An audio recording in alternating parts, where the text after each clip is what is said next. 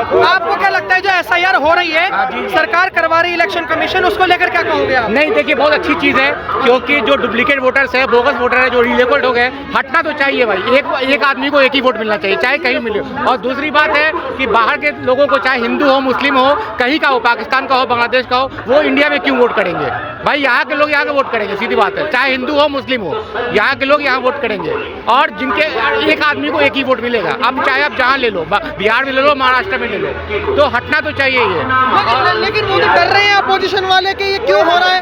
नहीं, ऑपोजिशन वाले डर नहीं रहे ऑपोजिशन वाले। उनको देखिए, इलेक्शन हार पे हार रहे हैं, तो कोई तो बहाना, पहले तो ईवीएम हैक बहुत दिन चला, 5 साल चला वो ईवीएम हैक, वो खत्म हो गया, कुछ नया लेके आए हैं। इसको भी चलाएंगे 3-4 साल।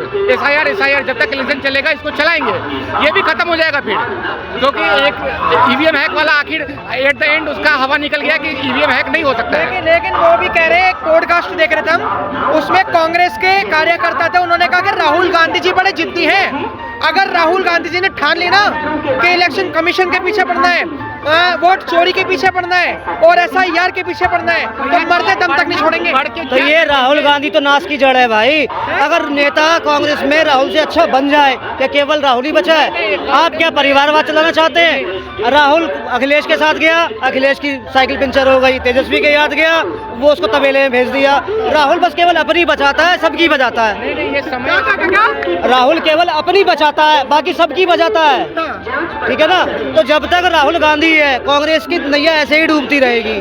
कांग्रेस परिवारवाद से बाहर निकले तो कांग्रेस अपने आप सशक्त हो जाएगी। परिवारवाद क्या बीजेपी में नहीं है? नहीं, देखिए, बीजेपी में अगर होता तो एक चाय वाला कैसे बनता प्रधानमंत्री? बंगारू लक्ष्मण थे, दलित थे, वो कैसे अध्यक्ष बनते? ठीक है ना? तो मान लिया, ठीक है। कहते हैं कि अमित शाह का बेटा जैसा क्या खूबी थी, बीसीसीआई का बना दिया था चेयरमैन, अब आईसीसी का बनवा दिया, अपॉर्चुनिटी वो लगा के, सोर्स लगा के। देखिए, ऐसा है, एक कमी हर पार्टी में होती है। एक तो होती है, एक बर्दाश्त करने वाली होती है, नाकाबिले बर्दाश्त। आप पिछले 70 साल से आप कांग्रेस को ढोते चले आ रहे हैं, और खासकर गांधी परिवार को ढोते चले आ रहे हैं। पहले नेहरू जी बने, फिर इंदिरा गांधी जी बनी, फिर राजीव गांधी जी आए, फिर जो है गुड़िया, जो हमारे गूंगी गुड़िया मनमोहन सिंह जी आए, तो कंट्रोल किसका था? गांधी परिवार का था। अब राहुल गांधी जी आए, तो क्या राहुल गांधी ये परिवारवाद के अलावा कोई और बेहतर नेता कांग्रेस में है ही नहीं? भाई साहब, सवाल पता है कहाँ है? सवाल यहीं पर अटक जा रहा है कि एसआईआर से जो बीजेपी है वो उनको टारगेट करेगी जो बीजेपी के खिलाफ है, उनके वोट काटेगी। एसआईआर का कॉन्सेप्ट अच्छा है, लेकिन अगर इसको बायसनेस के साथ यूज किया जाए तो गलत है। मेन मुद्दा आता है इसका एग्जीक्यूशन पे। कॉन्सेप्ट बहुत अच्छा है, होना चाहिए, नकली वोटर हटने चाहिए, चाहे हिंदू हो, मुसलमान हो, सब हटे। कांग्रेस के भी जो फर्जी वोटर वो भी हटे, बीजेपी के भी फर्जी वोटर हटे, सब हटे। लेकिन अगर बीजेपी ये करेगी कि कांग्रेस के फर्जी वोटर हटा देगी, अपनी ढक लेगी, तो भैया फिर पूरा मामला फेल हो गया। नहीं हुआ, ये जो है सही हो रहा है। एसआईआर होना चाहिए, पहले भी हुआ है। होना चाहिए। अरे वो कह रहे हैं कि हमारे पेपर कहाँ से लाएंगे, 2003 से पहले के मांग रहे हैं, हमारे पेपर तो बकरी खा गई। उसको फिर देश से बाहर वोट का अधिकार नहीं है, जो इस देश का नहीं है। बांग्लादेश का बॉर्डर खुला हुआ है, आप जो है वहाँ की नागरिकता ले लो, क्या दिक्कत है? अरे तो बकरी खा गई कागज को, तो बांग्लादेश थोड़ी ना चले जाएंगे। अरे तो हम बांग्लादेश वाले हम पे कब्जा कर सकते हैं, खुद भी तो जाके झंडा गाड़ो हिंदुस्तान का वहाँ पर, दिक्कत क्या है? जो बकरी खाई है वो लेते आइएगा, मैं बकरा बना के खा लूंगा। वो कह रहे बकरी खा गई पेपर, इसलिए हम 2003 से पहले नहीं दिखा सकते। पीछे दौड़ो आप, बकरी के पीछे दौड़ो आप। बकरी खा गई तो अब क्या कर सकते हैं? बकरी केवल कागज खाएगी, इनके घर के नोट नहीं खाएगी इनके घर के। क्या गजब की बात है, क्या बहाना है? मतलब इनके घर की कमाई के नोट थे, हरे नोट, वो बकरी नहीं खाए, पेपर बकरी खा गई। डॉक्यूमेंट्स गुम हो जाते हैं, खो जाते हैं, तो उनको कुछ तो उनका भी जुगाड़ है ना, सरकार ने कर रखा है। तो जिनके खा गई बकरी वो अपना जुगाड़ करे कुछ। सरकार ने सबका बैकअप प्लान सबका है, सरकार ने ये नहीं तो ये नहीं तो वो। अच्छा, अभी मेन पॉइंट पता क्या है? मेरे सारे डॉक्यूमेंट्स खो जाए, मान लो मैंने अभी तक 10-12 जो भी किया है, तो भैया क्या मैं रोड पे जाऊंगा? कुछ तो करूंगा ना फिर। लेकिन पता क्या अब डर क्या बैठ गया है? कुछ लोग कह रहे हैं कि ये एसआईआर नहीं है, ये अमित शाह ने कान ऐसे नहीं पकड़े, उन्होंने ऐसे पकड़े, लेकिन पकड़े कान नहीं, ये एनआरसी है। अब SIR से जो वोटर ID कार्ड है वो ठीक होंगे, जो वैलिड है उनके वोटर ID कार्ड रहेंगे, जो नहीं है उनके नहीं रहेंगे। फिर उसके बाद सरकार एक तरीके से NRC लेकर आएगी और तुरंत बाहर निकाल देगी। NRC में भी गलत क्या है? अगर एक देश को पता होना चाहिए ना कि कौन उसके नागरिक हैं, तो उसका नागरिक का डाटाबेस तो होना ही होना चाहिए। सही बात। क्योंकि वो नहीं होगा तो सरकार फिर डिसाइड कैसे करेगी भैया कौन हमारे नागरिक है कौन नहीं है, किन के लिए हमको काम करना है किन के लिए नहीं करना है।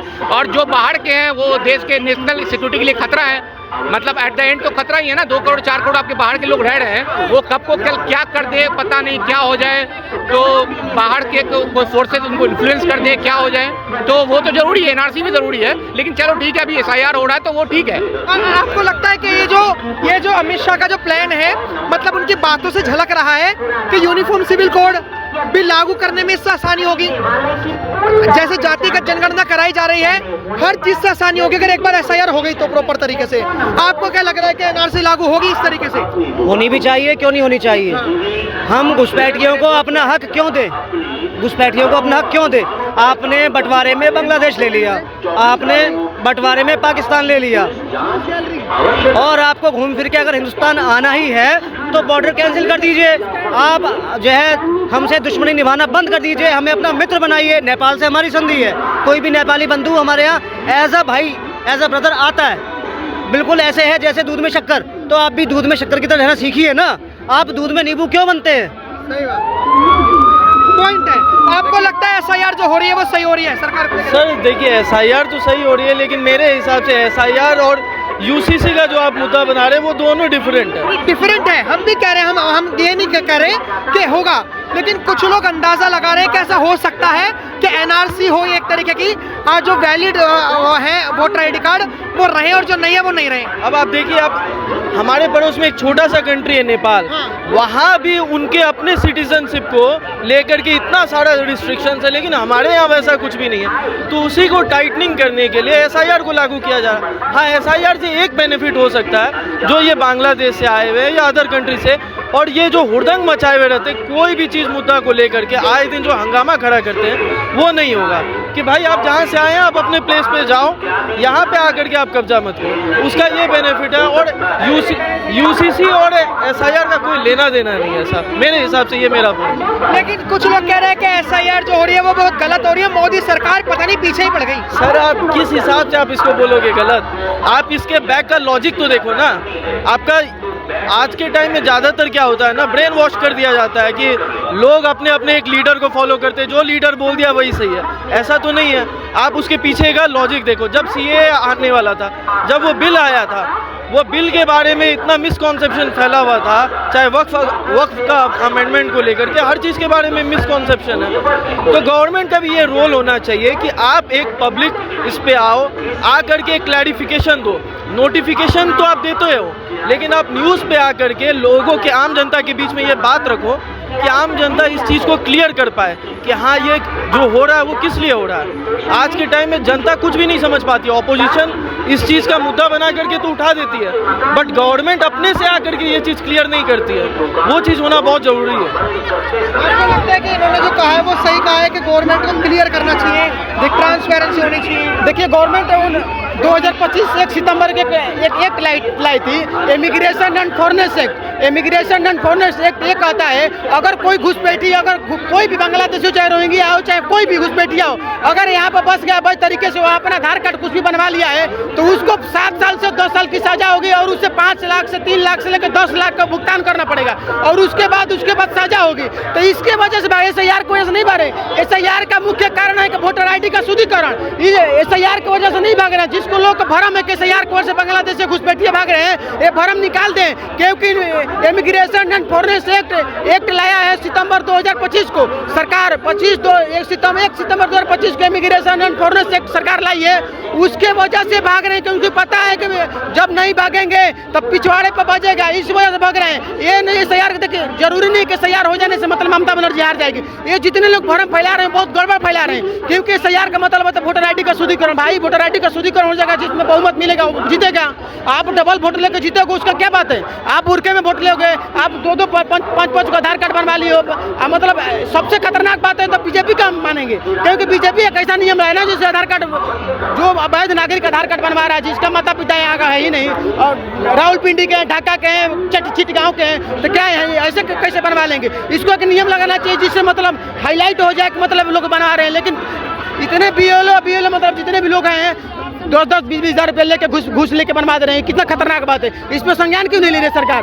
इसके वजह से भाग रहे हैं। देखिए सही